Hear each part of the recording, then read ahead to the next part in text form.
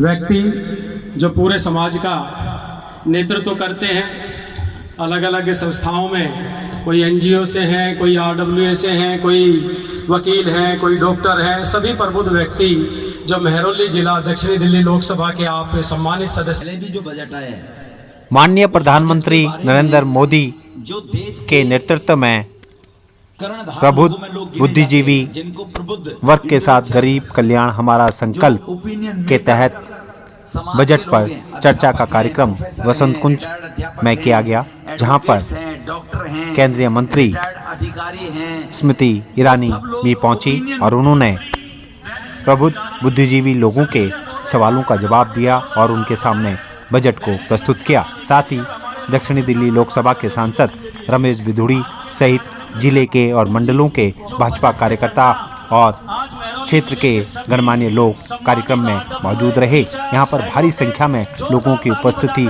मौजूद थी और सांसद रमेश बिधूड़ी की इस पहल का सभी ने स्वागत किया।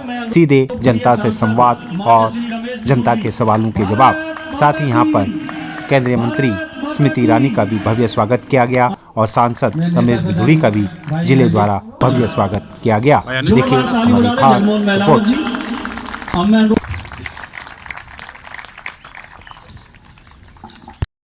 ये सब विस्तार से जानकारी देने के लिए हमारे बीच में भारत सरकार की केंद्रीय मंत्री आदरणीय बहन स्मृति जी आई हैं। एक बार जोरदार करतल ध्वनि से हम सब उनका अभिनंदन करें।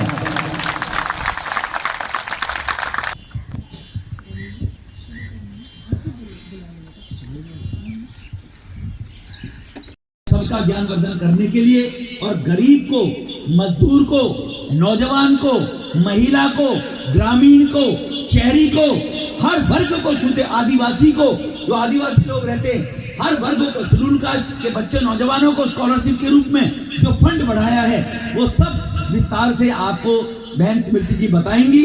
जब वो बताएंगी तो उसका लिखित प्रारूप आपके तथ्यों से ही आपके पास एक पंपलेट आएगा। उस पंपलेट में 4 पेज का पंपलेट में सब कुछ विस्तार से लिखा हुआ है, वो आप उसको बाद में भी पढ़ सकते हैं। लेकिन आपको ये ना रहे कि कागजों में तो सरकार पहले से चलती रही थी, लिखते रहते थे लोग, तो कागजों में सरकार नहीं चलती। जमीन पर गरीब की आवश्यकता की पूर्ति के लिए सरकार, मध्यम वर्ग परिवार की पूर्ति के लिए, आवश्यकता के लिए सरकार काम कर रही है। यही सब हम सब लोग यहाँ अपना जानकारी लेंगे और earn money. This is the initiative which we are not able to help them except to make like soaps, agarbatti. These are enough. Many organizations are making this. These are very.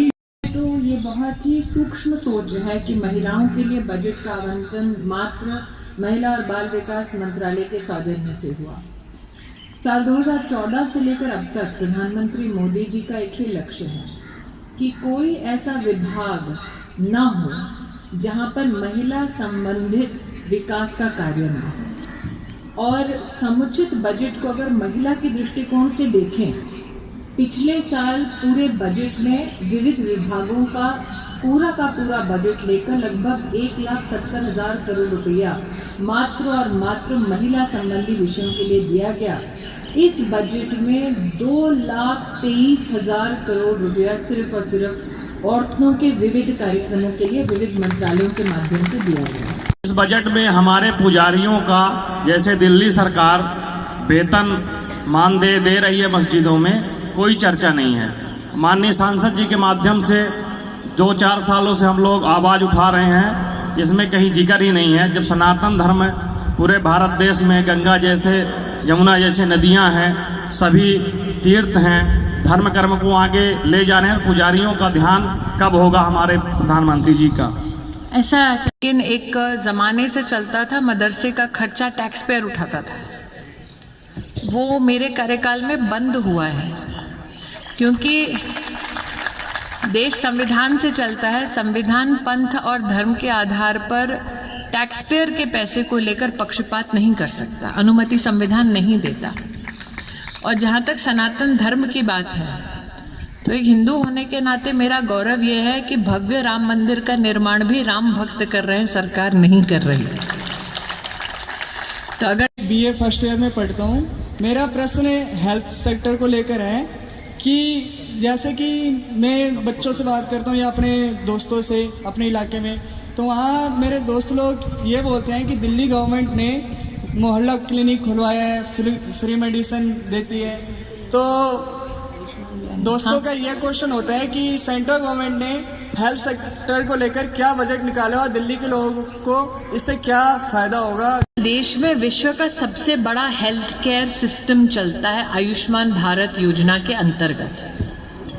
10 crore परिवार, व्यक्ति नहीं परिवार, और प्रत्येक परिवार में अगर 4 से 5 भी सदस्य हों तो लगभग 50 करोड़ जनसंख्या को सालाना 26,000 अस्पताल देश भर में मुफ्त के 5 लाख रुपए की चिकित्सा की व्यवस्था भारत सरकार स्वयं करती है। साल से आयुष्मान भारत के अंतर्गत देश में 30 करोड़ लाखने 31 करोड़ कैंसर के टेस्ट किए देश की जनता ने। की सरकार में उन्होंने 2021-22 में 487 करोड़ का विज्ञापन दिया, पहली चीज। वहीं मैंने केंद्र का देखा जो कि आरटीआई रिप्लाई है, उसका आधा भी नहीं है केंद्र का, यानी कि केंद्र पूरा देश देखता है।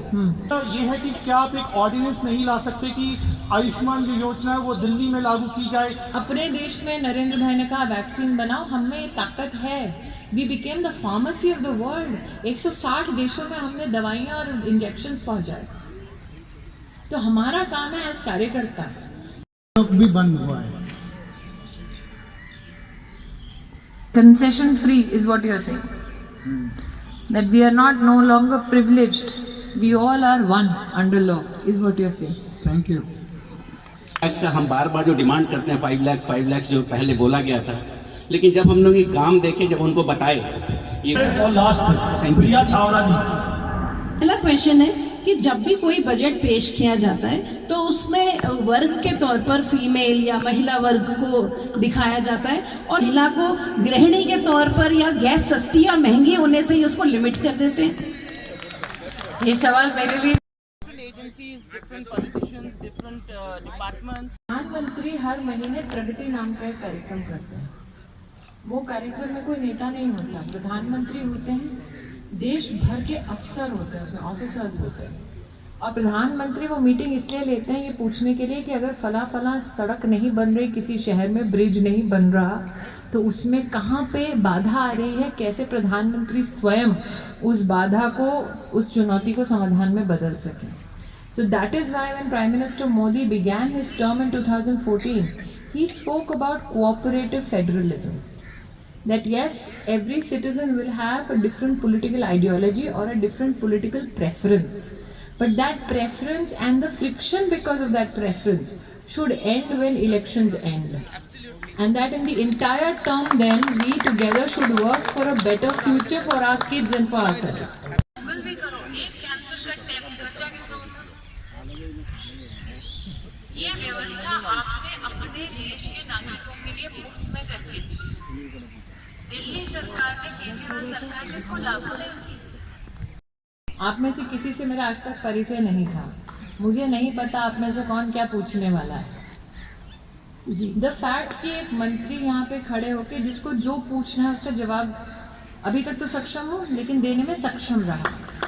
जी बिल्कुल। द फैक्ट कि एक सांसद ने, कोई चुनाव नहीं है रमेश जी, हर आई थिंक महीने कोई ना कोई जनता के संपर्क का काम करते रहते हैं। द फैक्ट कि एक सांसद सतत आपके साथ संवाद में है, वही तो बदलते भारत का सबसे बड़ा प्रतीक है। एंड द फैक्ट कि जिस बजट के ऊपर चर्चा करना, टिप्पणी करने आप आई हैं, वो मात्र इस वर्ष का बजट नहीं है, वो अमृत काल का बजट है। विषय के बजट के हर विषय के बारे में मुझे लगा कुछ डाटा है, तो मैंने डाटा लिखे हुए थे कि हेल्थ के बारे में बच्चे ने पूछा, तो हमने कहा पहले देश में 7 एम्स थी, 15 एम्स बन गई है। तो कहने लगी कि मुझे सब याद है, चिंता मत करो, सब मेरी वैसी फॉर्मूली याद है, मुझे इसको देखने की आवश्यकता नहीं है। तो कितना होमवर्क करती होंगी कैबिनेट मंत्री कि हम लोगों को लगता है कि मोदी सरकार में काम करने वाले लोग उसी उम्मीद के साथ में काम कर रहे हैं जैसा आप चाहते हैं। मैं पुनः एक बार बहन जी का बहुत बहुत आभार व्यक्त करता हूँ। केंद्रीय मंत्री श्रीमती स्मृति ईरानी यहाँ पहुँची थी और बहुत ही फ्रूटफुल संवाद रहा हमारा उनके साथ। उन्होंने बहुत ही बेबाकी से सारे प्रश्नों के उत्तर दिए और पूरी तरह से हमारे डाउट्स को क्लियर क्या लगता है इस तरह के कार्यक्रमों से जनसंवाद होता है और जनता तक जो है सरकार की बातें पहुंचती हैं? बिल्कुल, इस तरह के कार्यक्रमों से जनसंवाद भी होता है, एक रिश्ता भी बनता है और हम मोटिवेटेड फील करते हैं कि सरकार की बातों को और नीचे अपने से जुड़े हुए लोगों तक पहुंचाएं। विदुड़ी जी की इस पहल को किस तरह से देखते हैं आप? विदुड़ी जी की पहल बहुत ही अच्छी पहल थी। उन्होंने एक बार ब्रिज की तरह, पुल की तरह काम किया जब उन्होंने जनता को केंद्रीय मंत्री से सीधा जोड़ा। जो है रमेश विदुड़ी द्वारा एक पहल की गई है कि जनता के बीच में जो है बजट को रखा गया और सवाल जवाब हुए, क्या लगता है इस तरह की पहल होनी चाहिए? देखिए, आज तक के भारतीय इतिहास में मेरी 42 साल की उम्र हो गई है। मैंने आज तक कभी नहीं देखा कि जहाँ पर एक माननीय सांसद खुद और एक कैबिनेट मंत्री खुद समय निकाल कर इस तरह का कार्य कर रही हैं। जो मोदी सरकार की योजनाएं हैं वो जन जन तक पहुंचा रही हैं, तो ये पहल बहुत अच्छी है और मुझे नहीं लगता कि इससे अच्छी सोच कोई अन्य पार्टी की हो सकती है। आपने कई क्वेश्चन रखे, क्या लगता है कि केंद्रीय मंत्री ने जवाब आपके दिए? मेरा प्रश्न तो थोड़ा और हो सकता था, लेकिन किंतु उन्होंने वो इतनी प्रोएक्टिव है कि उन्होंने मेरा जो जवाब था, जो मैं पूछना चाहता था, वो मेरे सवाल से पहले ही उन्होंने दे दिया, तो मैं बहुत संतुष्ट हूँ। तरह से देखते हैं और क्या लगता है जो सवाल आपने किए हैं जनता संतुष्ट लगी उससे? नहीं, आज मैं बसंत कुंज की फेडरेशन में सेक्रेटरी जनरल हूँ। बसंत कुंज में बहुत सारी RWN जो हमारे DDA कॉलोनीज़ की हैं, तो हमारा सौभाग्य है कि हमारे जो सांसद जी हैं वो बहुत रेगुलरली यहाँ पे हमारे साथ मुलाकात करते हैं। अभी जगमोहन जी जो हमारे पार्षद बने हैं, तो उनका भी इंटरेक्शन पूरी जनता के साथ बहुत बढ़िया रहता है। यानी इस तरह के कार्यक्रम आपको लगता है होने चाहिए? अगर उन्होंने उनके उसमें हुआ है तो हमारे लिए बहुत सौभाग्य है कि स्मृति ईरानी जी यहाँ आई और उन्होंने बहुत पेशेंटली और बहुत बढ़िया तरीके से सभी के सवालों के जवाब दिए। हमारे देश के प्रधानमंत्री जो एक संपूर्ण अपोजिशन है, एक नैरेटिव फैलाने की कोशिश करता है।